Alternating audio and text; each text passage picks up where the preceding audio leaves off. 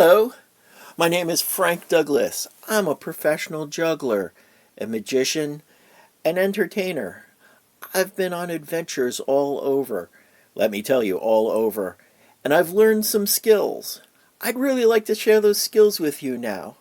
So come, let me show you some skills, and maybe someday, this could be you too.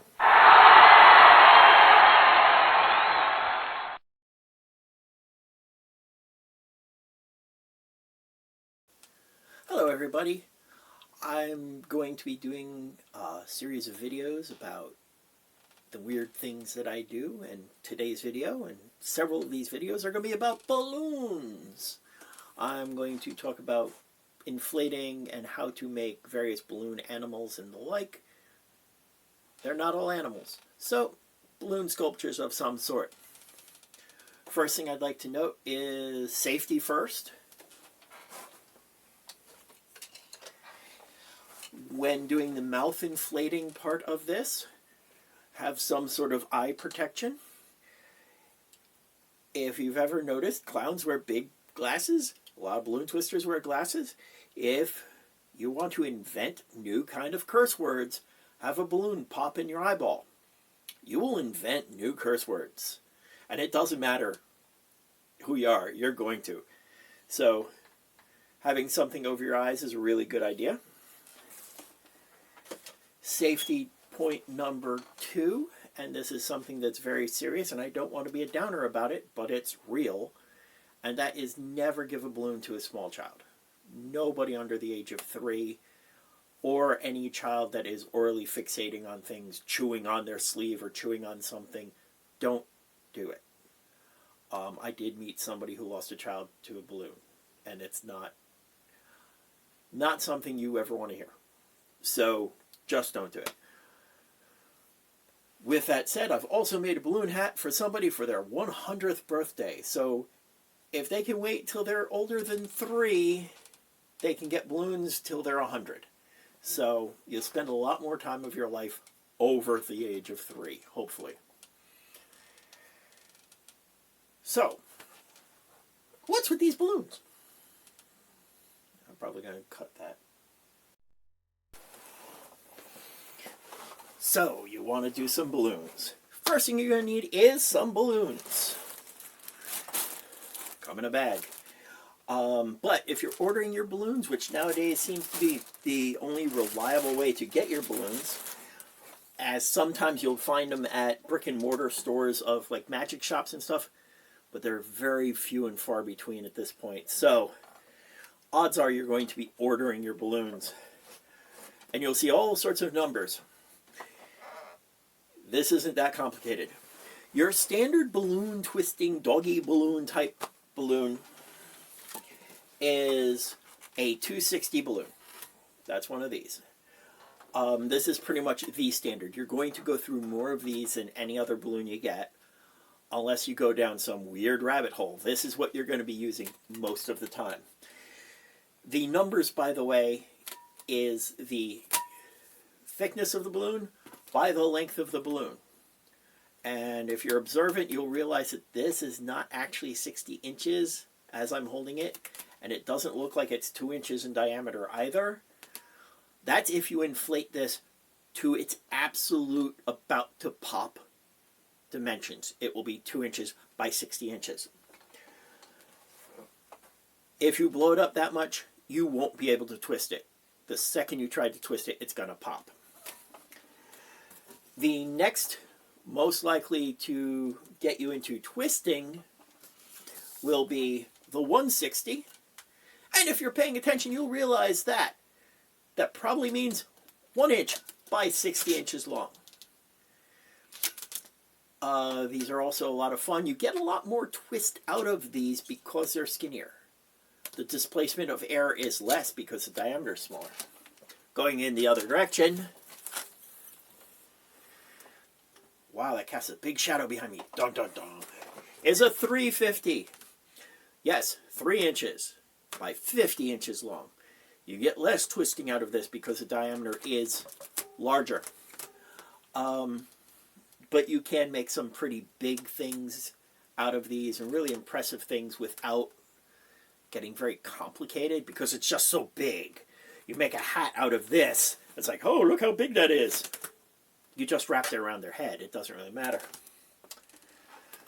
The other more common balloons you will run into is obviously round balloons, like regular party balloons. The next most probable one you will get outside of rounds will be hearts, heart-shaped balloons. They're exactly what they sound like. They're heart-shaped. And they come in colors. This bag is red, white, and pink. How romantic of it. Ooh, Siamese balloons. Don't be surprised if you see stuff like this. I mean, if you get a bag with a lot of this going on, with them, you know, physically attached, if you get a lot like that, you can contact whoever you got them from and complain, but you're going to expect to see one or two of these things eventually. I wonder if this goes through. Nope, they're not. Sometimes the air will go all the way through, and that's kind of a weird situation there too. And yeah, this is pretty much standard. I told you guys, wear your safety glasses, I'll be good. Not really likely to pop it, but... And yeah, it gets heart-shaped. These are very fun. You get a lot of use out of these past just being a heart. This will give you things I use hearts for are clown faces, helicopters, butterflies, lots and lots of butterflies, flower wands, shamrocks. You know, 3 of those in a row, 4 of these in a row. You have a 4-leaf clover, obviously in green. But that's your standard balloons. There are lots of other balloons out there. There are printed balloons that have character faces on them. There are balloons called geos. Geos are a balloon with a hole in the middle. Imagine a donut that you blow up. That's a geo. They're expensive-ish as far as balloons go, and slightly limited. They do some cool stuff, but I don't have any with me right now. So, going to talk about mouth inflating a 260 balloon. This is one of these. That's a 260. They are relatively difficult to inflate. If you're going to do this, first off, I'm going to tell you, I'm going to teach you how to do this by mouth, and then I'm going to tell you, don't do it by mouth. The only reason I teach people to do this by mouth is because, 2 reasons. One, you may get to a position where you have to. I was doing a gig one time with an electric pump, and I was there for an hour, and I was going to be done, and I knew my batteries lasted that long. And this is before I knew how to mouth inflate well. And I'm going, and I'm just about done when this couple comes up. They're at a baseball game, and he had just proposed to her, and she had said yes, and they wanted matching hats. And I had made the first hat, and halfway through the second hat, the pump died. Because my pump would literally go, and be done. That was it. The battery would just, boom. And I was like, oh boy. And we were at a AAA ballpark.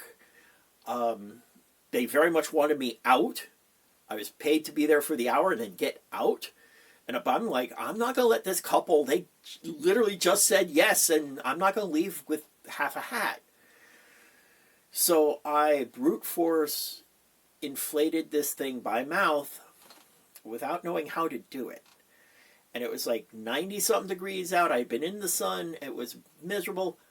I blew it up, tied the knot off, twisted the rest of the hat.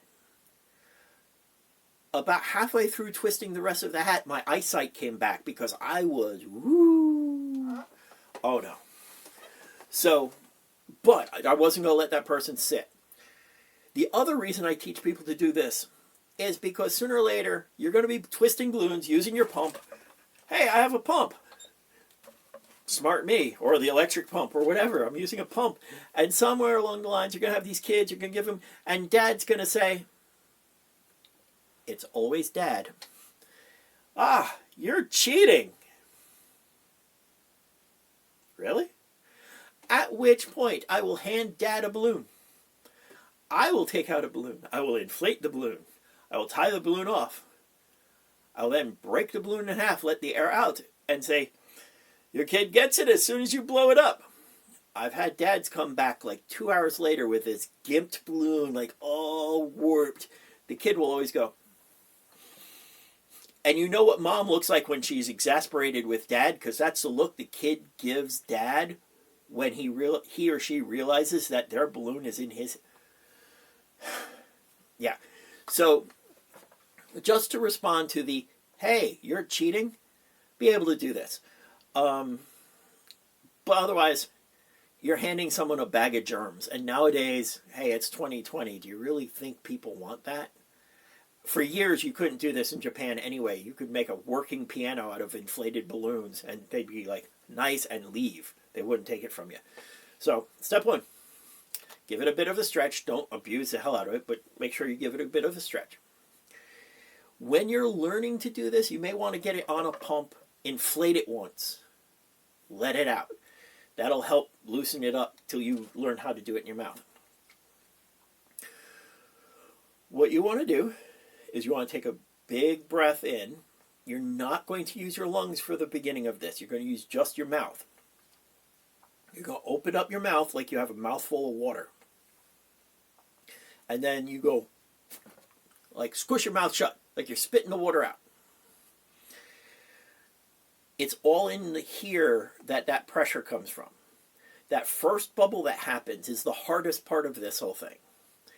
As soon as you get the bubble started, then you push with your lungs, and then you push to get the rest of the air in. You don't try to do it with your lungs right off the bat, you won't do it. So, what I do is I'll hold it in between my fingers like this. Just put it in your lips, just gently. And then I personally will put these knuckles against my cheekbones. Because what you don't want to do is you don't want to have your cheeks puff out. You will hurt your cheeks. And if you're a trumpet player or a brass player or something like that, you probably already can do this. You're going to go, oh, you mean just, yes. But the rest of us, don't let those cheeks pop. That little bubble. That's just me closing my mouth. So you take a big breath in.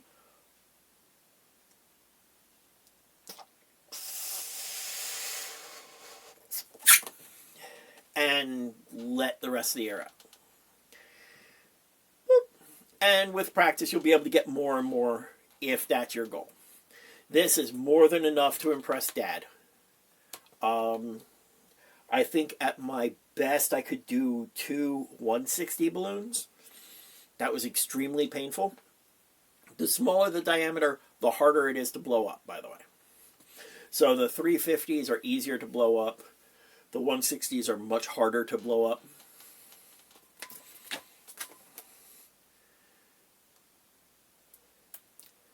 But that's mouth inflating a balloon. Please don't hurt yourself with it. Learn this skill so you can show up the dad who says, hey, you're cheating. But otherwise, get a pump. It will save you so much.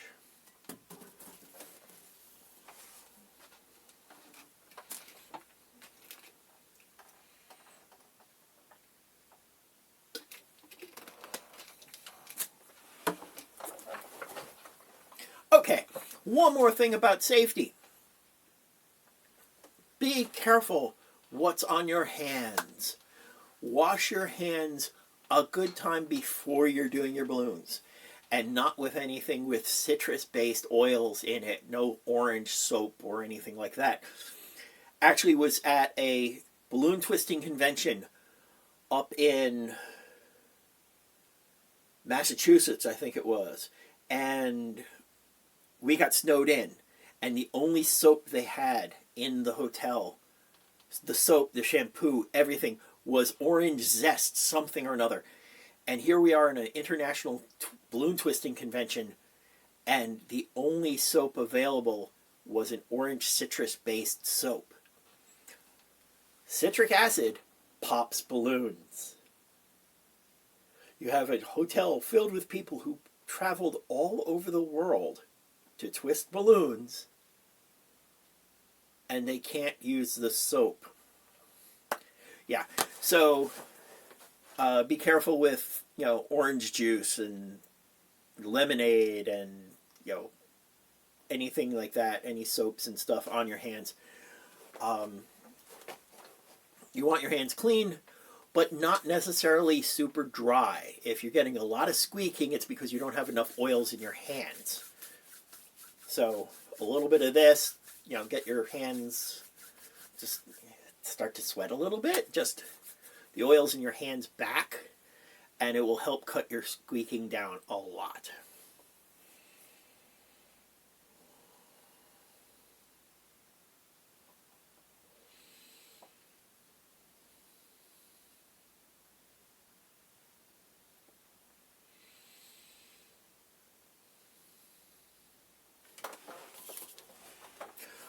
Okay, I'm going to use one on mouth inflated.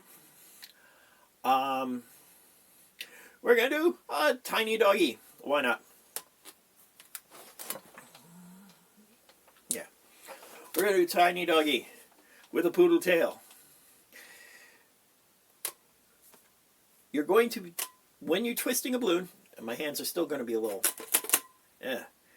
when you're twisting your balloons, you're always going to be twisting the same direction. So put the knot in one hand. I'm doing it in my left hand. And now everything I twist is going to go this way, and it's always going to be twisting towards me with my right hand. If you switch this and start twisting again, you're actually untwisting the other twists. So always go in one direction. For small animals and stuff like that, it's not going to be a big deal. When you get complicated, it's going to be a big deal. So, the easiest doggy. Some people will say it's a 3-twist doggy is the easiest. Honestly, I think if we break down the twists more, it's easier to me, especially if you have smaller hands. So, about 3 fingers worth. By the way, balloon twisters are horrible with measurements. If you ever watch anybody's balloon twisting video, they'll say, do 4 inches, do 3 inches, and you look at what they're doing, I think they should just, all balloon twisters should be given a tape measure or a ruler, because they're talented people, but their measurements are not that thing. Using your hand as a measurement, yours may be different than mine, and you may have to adjust it, but at least you'll see that I'm doing the same thing each time, and you will be doing the same thing each time. You'll just have to adjust for your hand size. So, from the knot, about 3 fingers. I'm going to make it kind of small. I'm going to twist. My right hand is twisting, if I'm looking down counterclockwise.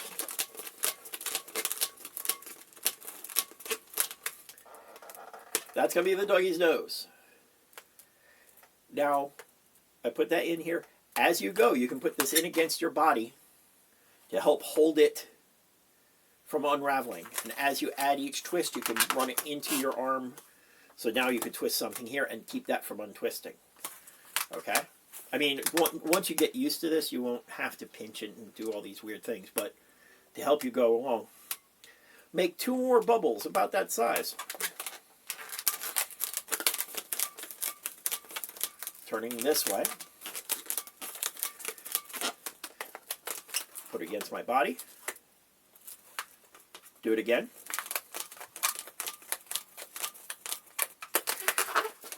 Now you'll end up with 3 bubbles like this. What you do now is you take this twist and put them together. And hold this in one hand. Grab these 2 bubbles on top and give them a twist. that's your doggy's head. You're going to do this 2 more times, and you will end up with a doggy. Again, 3 fingers. That's 1 bubble. That's 2 bubbles. That's 3 bubbles. Take this twist and this twist. Bring them together. Twist it a couple of times. There's a doggy's front legs. 1 more time.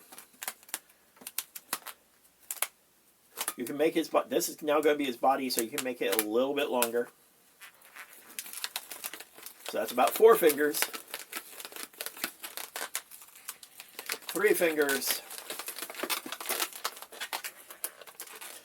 About 3 fingers.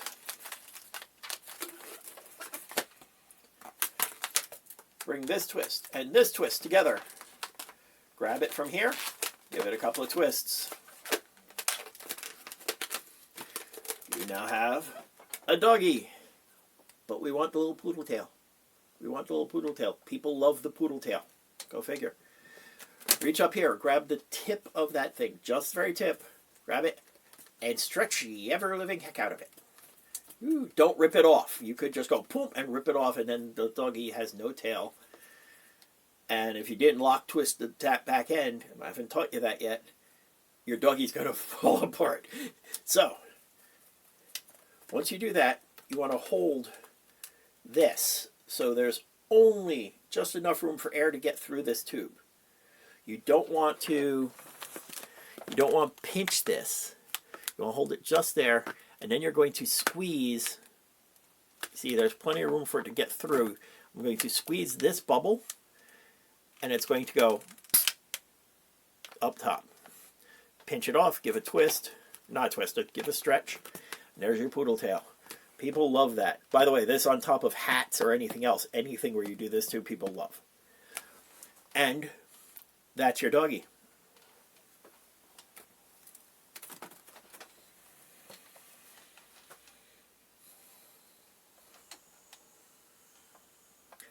Hey, I want to teach you one other thing about this. And I mentioned something called a lock twist. This balloon is a little too inflated to do a full doggy with, but I'm going to show you how to do a lock twist. And this is something that, again, helps you when Dad comes along. Dad goes, it looks pretty easy. Sometime during the day, Dad and the kid are going to come back with their doggy or teddy bear or whatever it is you made them and ask you to fix it. The kid will, again, give Dad that look that Mom gives when Dad does something stupid because Dad decided he was going to learn how to do it. This will keep that from happening. Dad will probably pop the balloon, but here's what you do. We're going to do the same doggy head. There's our nose. There's our one ear. There's our other ear. So, ear, ear, nose. Bring them together and twist it like you did before. Now, take the nose and push it up against the ears. Grab the ears like this. See, there's the nose. I'm pushing with my thumb. And then you're going to roll this so the nose comes out the back of the ears and back out the other side. You have now tied this in a knot. No matter which way they twist it, it will not come undone. Dad's going to pop this before it comes undone. That's your lock twist. You can do this in almost any twist. Keep that from happening. So, hope that helps. Guys, have fun. Next project. And now for some cute cat photos. This is the internet after all. Thank you for watching. This has been recorded on my phone, so I'm hopefully working out the bugs. Please like and subscribe. Thank you. Have a great day.